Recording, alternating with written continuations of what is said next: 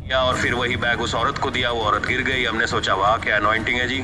जो कुछ हो रहा था वो कौन सा आत्मा कर रहा था? कि वो गंदा वेसल है। लेकिन पवित्र आत्मा के खिलाफ बोलो को क्षमा नहीं करो। जाते अगर ये परमेश्वर की तरफ से नहीं है तो इतना चल कैसे रहे हैं? आपको क्या लगता है माइकल जैक्सन परमेश्वर की तरफ से है? तुम लोगों का सिरदर्द भी हील नहीं कर पाते, और जब यहाँ कैंसर हील होते तुम बोलते हो शैतान जादू टोने के वजह। डेटाबेस के अंदर गया, वहां पे कई सारे पापा भक्त बैठे हुए थे। लेकिन ये सोच के मेरे लोग वहां न चले जाएं, मैं उल्टी सीधी बातें करता रहूं, तो जो दो चार हैं वो भी चले जाएं। अरे स्पेलिंग तो सही कर लो। पौलुस ने कहा तुम्हारा विश्वास मनुष्यों के ज्ञान के ऊपर निर्भर नहीं होना चाहिए, परमेश्वर की सामर्थ्य के ऊपर निर्भर होना चाहिए।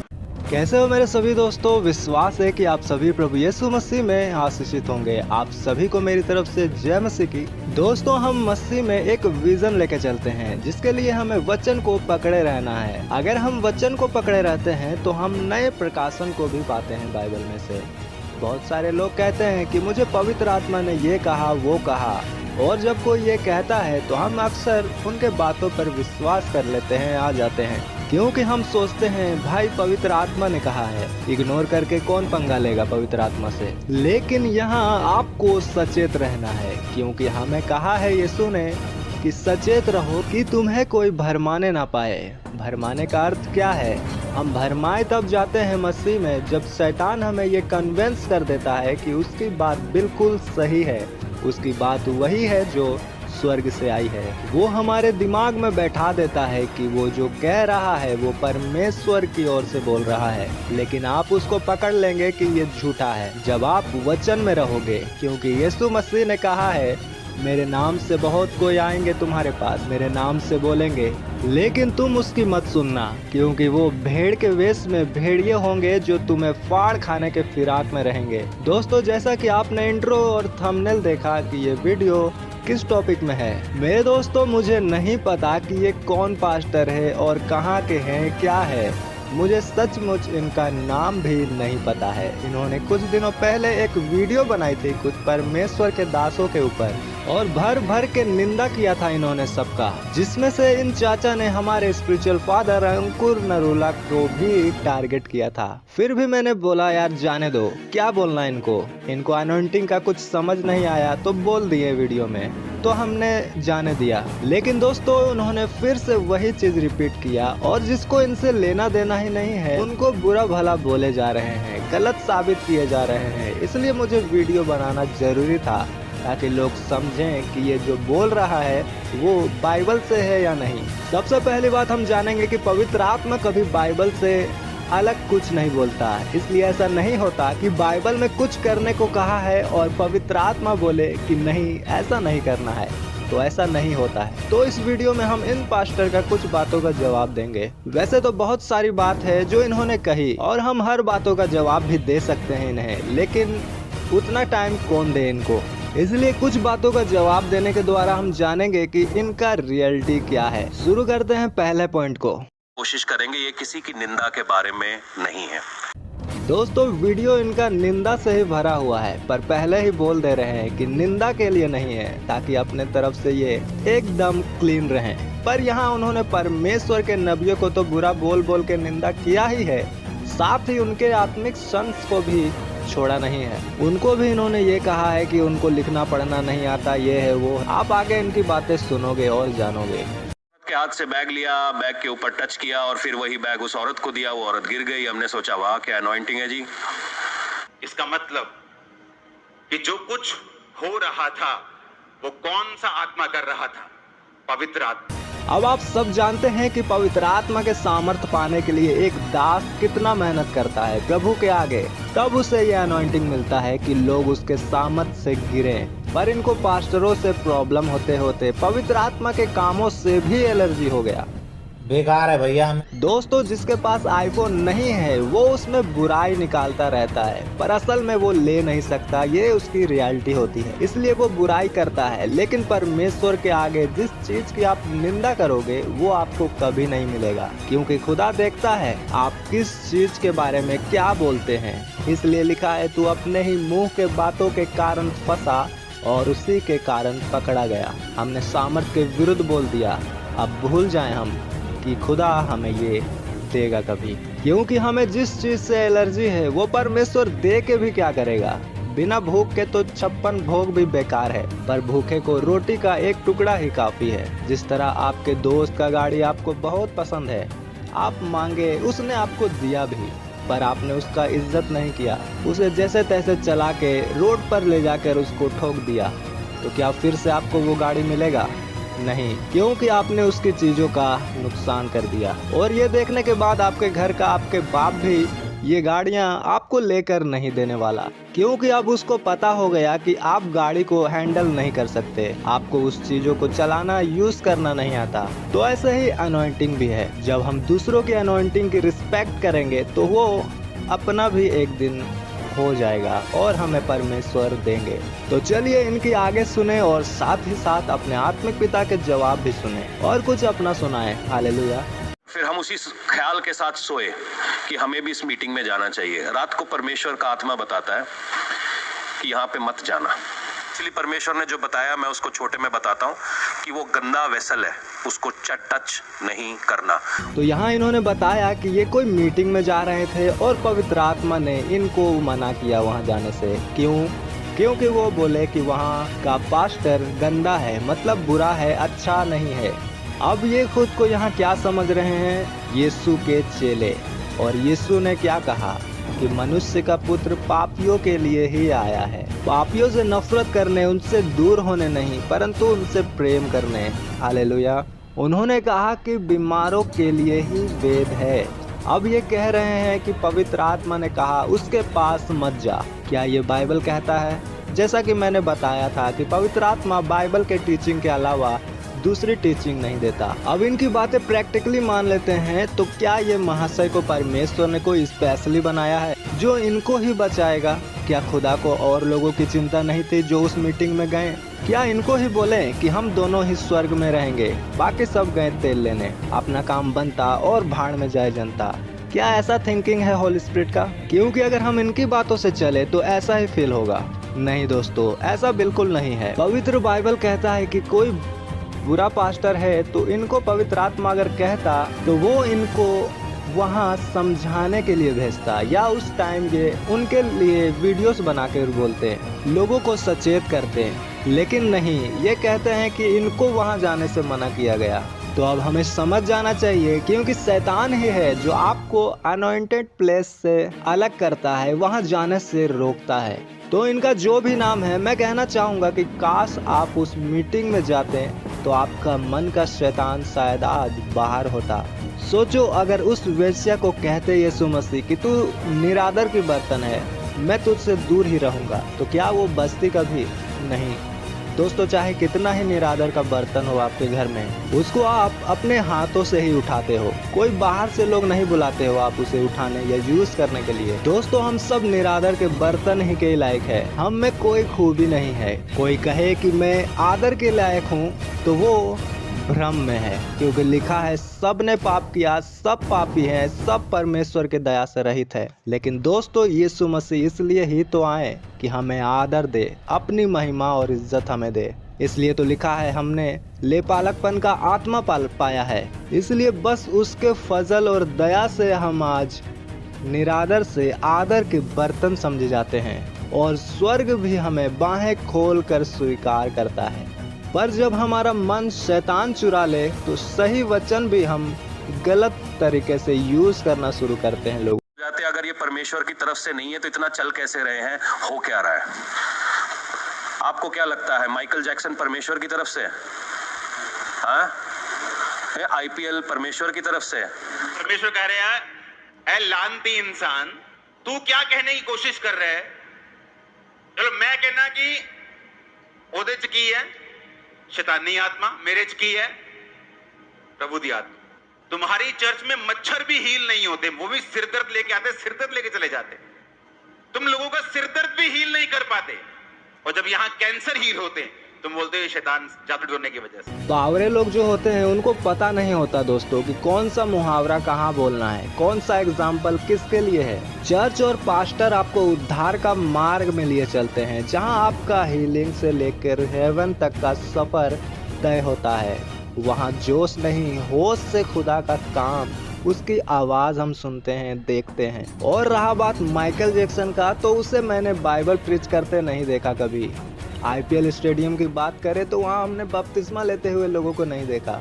तो एग्जाम्पल कौन सा कहाँ देना है, सोचो। चर्च में हम प्रे करने जाते हैं यीशु मसीह के नाम में, और अन्य किसी जगह में हम नहीं जाते इस काम के लिए।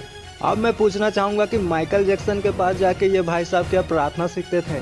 दोस्तों, कुछ दिनों से मैं उन लोगों को वीडियोस में जवाब दे रहा हूँ जो मसीहत से बाहर है, पर इनको देखने के बाद मैंने प्रभु से बोला, हे प्रभु, हम दूसरों के आग में पानी डाल के बुझा रहे हैं आग को, पर असली आग तो अपने घर में अपने कहलाने वाले लोगों में लगी हुई है। तो प्रभु कहते हैं, वो निकले तो हम में से ही थे, पर अब भटक गए हैं। पहला यूहन्ना 2:19 में लिखा है, वे निकले तो हम ही में से, पर हम में के नहीं थे, क्योंकि यदि हम में के होते तो हमारे साथ रहते, पर निकल इसलिए गए कि यह प्रकट हो कि वे सब हम में के नहीं। हालेलुया। यहाँ वो खुद गवाही देते हैं अपने बारे में कि हम पहले मीटिंग्स में जाया करते थे, प्रीचिंग सुनते थे, अनॉइंटेड मैन ऑफ गॉड को फॉलो करते थे, जैसा बाइबल कहता है कि वो हम लोगों में से ही निकले हैं, पर अब अलग हुए। क्यों? क्योंकि खुद को कुछ साबित करें कि हम ही है और सब झूठे हैं, सब बुरे हैं। अब आते हैं 5वें पॉइंट में। तो ये प्रीचिंग की अच्छी बात ये हुई कि प्रीचिंग के बाद पिछले 3 महीने में काफ़ी कुछ हुआ। तो सबसे पहली चीज़ जो कुछ समय से पिछले 15 दिन से हो रही है वो ये है कि हमारे 2 व्हाट्सएप नंबर 9075 और 6239 ये बैन हो गए। हमने सोचा बैन कैसे हो गए यार, हमने कोई ऐसी एक्टिविटी तो करी नहीं। कोई डेटाबेस के अंदर गया, वहाँ पे कई सारे पापा भक्त बैठे हुए थे, लेकिन ये सोच के भी मेरे लोग वहां ना चले जाएं, मैं उल्टी सीधी बातें करता रहूं, तो जो 2-4 हैं वो भी चले जाएं। परमेश्वर ने कहा जिसको ज्यादा है उसको, जिसके पास अधिक है उसे और दिया जाएगा, जिसके पास नहीं है उसके पास वो भी ले लिया जाएगा, छीन लिया जाएगा। इसमें वो कहते हैं कि इनका नंबर कोई ब्लॉक कर रहा था। अब आप ये बताओ कि इन्होंने प्रचार कहाँ किया? यूट्यूब में। अब किसी मैन ऑफ गॉड को इतना फुर्सत कहाँ कि इनका नंबर ब्लॉक करता चले? और सोच के तो देखो, ब्लॉक करने का भी क्या मतलब? गलत तो ये यूट्यूब में बोलते हैं। किसी को अगर कुछ करना ही होगा तो यूट्यूब में ही करेगा। यूट्यूब स्ट्राइक करेगा, कॉपीराइट देगा या कुछ स्ट्राइक वगैरह देगा। अब ये भाई साहब किसी का भूला बिसरा प्यार तो है नहीं कि लोग इसे ब्लॉक और अनब्लॉक करें, अन्य जाति में जो आजकल के निब्बा निब्बी करते हैं। तो व्हाट्सएप पर किसी को इनसे क्या ही मतलब। अब रहा बात पापा भक्त का, तो लोग अनॉइंटिंग का आदर करते हैं, इसलिए लोग ब्लेस होते हैं, क्योंकि जो पावर के अधीन है उसका जीसस भी आदर करते हैं। इसलिए जब एक सिपाही यीशु के पास आकर बोला कि मैं एक पराधीन मनुष्य हूँ, किसी के नीचे काम करता हूँ और मेरे भी नीचे लोग काम करते हैं और वे मेरा आदर करते हैं, जैसा मैं कहता हूँ वैसा वो करते हैं। तो अब इन फेक पास्टरों के नज़र से हम समझें तो यीशु को तो ये कहना चाहिए था कि तू और तेरा सेवक गलत काम करता है, क्योंकि केवल हमें परमेश्वर के अधीन रहना चाहिए। इसलिए जो तेरा दास तेरे अधीन रहता है और तू अपने मालिक के अधीन रहता है, अब तू लोग मर जाएगा, तुम्हारा दास चंगा नहीं होगा, क्योंकि वो इंसानों के अधीन है। तो इन लोगों के नजरिए से बाइबल ऐसा होना चाहिए, पर रियलिटी क्या है? यीशु ने क्या कहा? यीशु ने सिपाही को तो आशीष दी ही दी, पर दूसरे लोगों को भी दिखाया कि उसका विश्वास कितना बड़ा है। उन्होंने कहा कि ऐसा विश्वास मैंने इस्राएलियों में भी कभी नहीं देखा, और कहा इस बात के ही कारण तेरा दास चंगा हो गया। हालेलुया।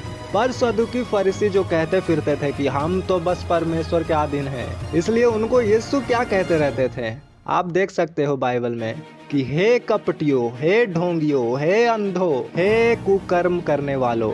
दोस्तों, एक बात इन जैसे मसीहों के लिए कि परमेश्वर कभी नाराज नहीं होते अगर हम अपने पास्टरों को पापा कहें, उनको आदर दें, क्योंकि वो खुद उनको आदर देने के लिए चुनते हैं। लोग मूसा के अधीन रहते थे, यहोशू के अधीन रहते थे और अन्य दासों के अधीन रहते थे, तो लोग भी आशीषित होते रहते थे बाइबल में। और जहां वो अपने आप को कुछ समझते थे अनॉइंटेड मैन ऑफ गॉड से भी ज़्यादा, तो यहोवा उनको श्रापित करते थे। उन्होंने कहा जैसे पिता ने मुझे भेजा है वैसे ही मैंने तुझे भेजा है। 1-1.5 साल पहले कुछ पाम संडे के फेस्टिवल वाले दिन लोगों ने अंकुर नरूला जी के पैरों में खजूर के डालिया को बिछा दिया। तो लोगों को उन बातों में भी जलन होना शुरू हो गया। काँव काँव करने लगे लोग कि ये गलत हुआ। पर यीशु ने क्या कहा?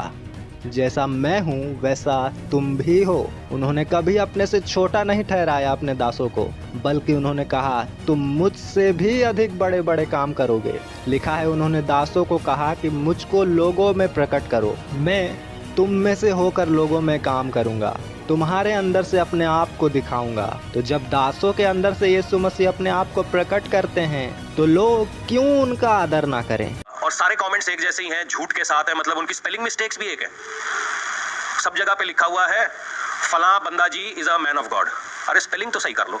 इस्राएल के सैनिक दाऊद को कहते थे कि तू मारेगा गोलियत को, तू तलवार उठाना भी नहीं जानता, तुझको तो ज्ञान नहीं है, जा पहले ट्रेनिंग लेके आ, सीख के आ, उसके बाद लड़ना। लेकिन दाऊद कहता है मुझे ज्ञान नहीं है, मुझे लड़ना नहीं आता, तलवार चलाना नहीं आता, मुझे कुछ नहीं आता, बस एक ही चीज समझ आता है कि यहोवा मेरे साथ है। मुझे नहीं जरूरत शिक्षा और ज्ञान की, क्योंकि यहोवा ने ऐसे लोगों को ही चुन लिया कि ज्ञानवानों को लज्जित करे। हालेलुया। और सारा दुनिया जानता है कि गोलियत को किसने मारा। जो खुद को कुछ समझते थे वो डर कर बैठे थे, जो ज्ञानी थे वो चुप कर बैठे थे। इसलिए रहा बात स्पेलिंग मिस्टेक का, जो ये बोल रहे हैं दूसरों का, तो सर आपने कौन सा तीर मार दिया स्पेलिंग करेक्ट करके?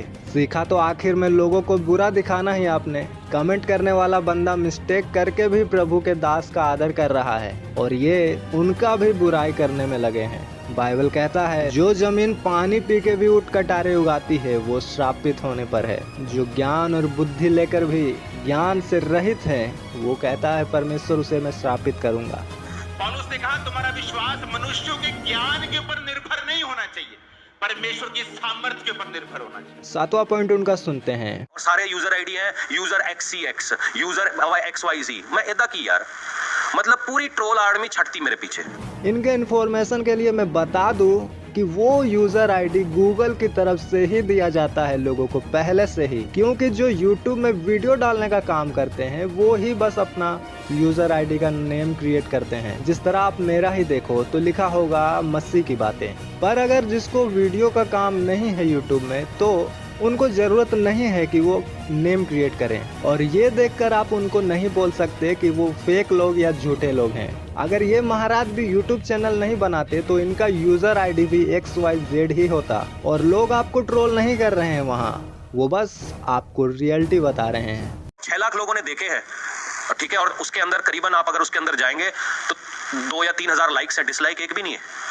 मगर कमेंट करने वाले कमेंट उल्टे सीधे किए जा रहे हैं उसके नीचे। जो 6 लाख व्यूज की बात कर रहे हैं ये वो इसलिए आया था कि इस महाराज ने बहुत सारे मैन ऑफ गॉड्स का फोटो अपने थंबनेल में डाला हुआ था और उनकी बुराई भी बहुत सारा किया था, जिससे कि उन सब के कुछ फॉलोवर्स ने इनकी वीडियोस को देखा था। इस तरह 6 लाख व्यूज इनको मिले, क्योंकि उन सब पास्टरों के फॉलोवर्स 1000-2000 नहीं हैं, उनके फॉलोवर्स मिलियंस में हैं। तो ये व्यूज लेने की ट्रिक्स है कि बिना बात का बुराई करो और व्यूज ले लो। मैं भी बिना मतलब का बुराइयां करना शुरू करूं तो हर वीडियोस में लाख व्यूज जाएगा, क्योंकि दुनिया भी अच्छी बातों को क्लिक करके नहीं सुनती, वो ढूंढती है बुराई कौन कर रहा है, कौन बोल रहा है। और ये रियलिटी है आज की। इसलिए जो लड़कियां 2 बटन खोल कर वीडियो बनाती है उनके मिलियंस लोग देखते हैं उनको, लेकिन वहीं जो वचन प्रीच करती हैं लड़कियां उनको कोई नहीं देखता। और लोग कहते हैं हम मसीह हैं। क्या वो मसीह हैं? क्योंकि मसीह का कहना है मेरी आंखें धर्मियों पर लगी रहती है। और आज का मसीह तो कौन बुरा बोल रहा है, कौन गालियां दे रहा है, उन लोगों पर उनकी नजरें रहती है, उन लोगों की वीडियो वो सुनना पसंद करते हैं। तो ये छोटा सा जवाब बिलीवर्स के लिए भी। और रहा बात इनके डिसलाइक का, जो ये बोल रहे हैं कि डिसलाइक है ही नहीं मेरे वीडियो में, तो YouTube वालों ने मैं बता दूं कि डिसलाइक का शोविंग ऑफ कर रखा है, डिसलाइक नहीं दिखता। क्योंकि बहुत सारे क्रिएटर्स डिसलाइक देखकर अपने वीडियो में डीमोटिवेट होकर YouTube छोड़ देते थे, इसलिए डिसलाइक अब कोई कितना ही करे वो नहीं दिखता, केवल लाइक दिखता है हमें। और कमेंट की बात करें तो इनके कमेंट में ही एक भाई ने टेस्टमनी दे दिया कि कैसे हमारे स्पिरिचुअल फादर अपोस्टल अंकुर नरूला जी ने प्रोफेसी की। हमारे स्पिरिचुअल फादर ने कहा कि एक स्त्री इस कलर के कपड़े पहनी है और नीचे बैठी है, उसका ये बीमारी जा रहा है। और भाई ने बताया कि सब फैमिली बेड पर बैठकर मीटिंग देख रहे थे, केवल उसकी माँ उसी तरह के कलर के कपड़े पहनकर नीचे जमीन पर बैठी हुई थी। हालेलुया। और प्रोफेसी के बाद उनकी बीमारी चली गई और उनका घराना शैतान से आज़ाद हुआ। हालेलुया। तो यीशु मसीह ने कहा कि मैं अपनी गवाही आप नहीं देता, क्योंकि मेरी गवाही देने वाला मेरा पिता है। और बाइबल कहती है जब गवाहों का ऐसा बादल हमें घेरा है तो हम क्यों उसकी ना सुने। इसलिए हठीले बनने से अच्छा है समझने की कोशिश करें कि क्या है जो हमें समझ नहीं आ रहा और दुनिया को समझ आ गया। जिस तरह लिखा है धरती के किसी इंसान को पिता ना कहना, तो लोगों ने पास्टरों के लिए ये उठा लिया वचन को कि उनको पिता नहीं कहने को बाइबल कहता है, मना किया है। पर यह वचन उनके लिए था जो खुद को खुदा समझते हैं, भगवान समझते हैं। जैसा कुछ दिनों पहले मैंने रामफल के ऊपर वीडियो बनाई थी, रामपाल। तो मुझे नहीं पता था कि ये कौन है, क्या है। बस उन्होंने बाइबल का वचन उल्टा बताया था तो मुझे दिखा तो मैंने उनकी फिर पोल खोली। और अगर आपने वो वीडियो नहीं देखा तो डिस्क्रिप्शन में लिंक मिल जाएगा। तो जब मैंने उसके लिए वीडियो बनाया तब उनके भक्त कमेंट किए, तब जाकर मुझे उनका पता चला इतिहास।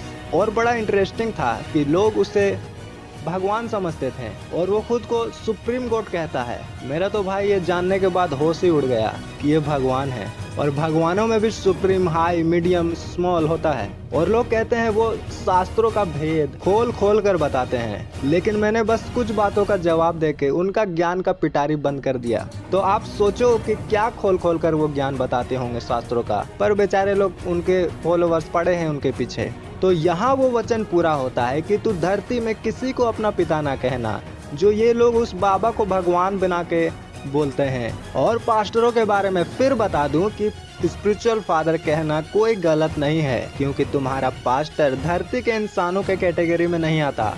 एंजल और पास्टर दोनों को एक ही वर्ड दिया है बाइबल ने, और लिखा है तुम बस धरती में हो लेकिन धरती के नहीं हो। और पिता किसे नहीं कहना है, जैसे वो बाबा जो सांसारिक हैं। इसलिए अपने स्पिरिचुअल फादर को फादर ही बोले।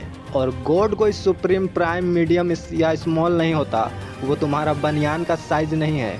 एक ही गॉड है धरती में और स्वर्ग में, वो है ऑलमाइटी गॉड जीसस। बड़े लोगों को ये भी मालूम नहीं वचन क्या कहता है, वचन किसके बारे में कब क्या कहता है। जब आपको मालूम नहीं होता आप रॉन्ग जजमेंट देते हो। जब रॉन्ग जजमेंट आती है उसके पीछे बीमारियां और तकलीफें भी आती हैं। मैं इतना बेवकूफ क्यों बना कि मैंने अपनी जान खतरे में डाली। ये आसान नहीं है। जब ये प्रीचिंग हुई, सच कहा इन्होंने कि इन्होंने अपनी जान को खतरे में ही डाला है, क्योंकि अगर परमेश्वर अपने सच्चे दासों के विरुद्ध नहीं सुन सकता तो सजा तो वो देगा ही। मुश्किल तो आएगा ही, खतरा तो है, लेकिन इसलिए नहीं खतरा है कि कोई पास्टर इनको नुकसान पहुंचाएगा। नहीं, हमारे स्पिरिचुअल फादर को इनका बात में कोई भी इंटरेस्ट नहीं है, चाहे अच्छा बोल दे या बुरा बोल दे। ऐसे लोग बहुत आते हैं और चले जाते हैं, किसी को कोई फर्क वगैरह नहीं पड़ता और दूसरे पास्टरों को भी मतलब नहीं है। और इन भाई साहब ने कोई खतरों के खिलाड़ी वाला काम नहीं किया किसी के विरुद्ध बोल के। हालेलुया। उनको लोगों की अटेंशन चाहिए थी। हमारे पास भी लोग आए, जीसस के पास बड़ी भीड़ रहती है। तो दोस्तों इस वीडियो में इतना ही। मिलेंगे फिर से किसी और वीडियो में किसी और टीचिंग के साथ। होली स्पिरिट के काम पार्ट 2 भी बन रहा है। आप सब से निवेदन है कि यीशु में बने रहें, सबको यीशु मसीह में शांति मिले।